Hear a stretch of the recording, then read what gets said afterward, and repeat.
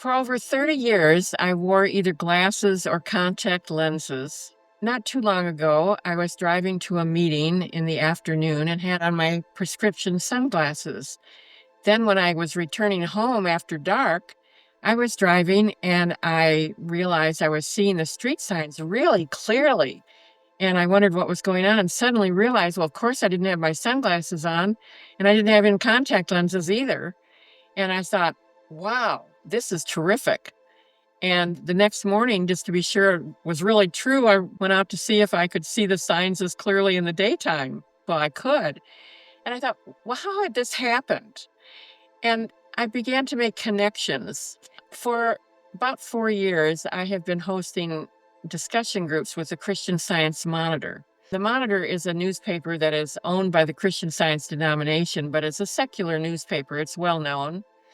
And we take an article and we read it and then discuss the ideas that are in the world. For example, war, destruction, displacement. And we lift those issues to examining, as Mary Baker Eddy says in Science and Health with Key to the Scriptures, material objects to spiritual ideas. And I realized that from these discussions and thinking about how we view the world, I was also correcting my own vision of people. I was becoming less judgmental, less critical, and just more loving as a person. And for inspiration in my prayers, I had discovered a verse in the Bible from Isaiah chapter 32, verse 3, that says, "And the eyes of them that see shall not be dim."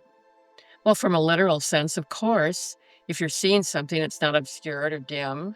And yet, from a spiritual perspective, it's much more deep. It's more of a mental perception of what we're seeing. And I realized that my prayers from the Monitor group were having a distinct spillover in my daily life. I had an appointment with my optometrist, and about 2 years ago, she'd told me at an appointment that my eyes had improved quite a bit. And this was during the time I was hosting these groups. And so this past year, when I went back, she said, "Why, you won't need to have the restriction on your driver's license when you go in to renew it this year." And I was absolutely thrilled. So I no longer have that prescription for glasses or contact lenses. And what I was really grateful for was seeing that connection of praying for the world with our Christian Science Monitor articles and seeing that there was a connection to those prayers to my daily life. I'm just very grateful for this experience and to see how prayers bring spiritual inspiration and healing.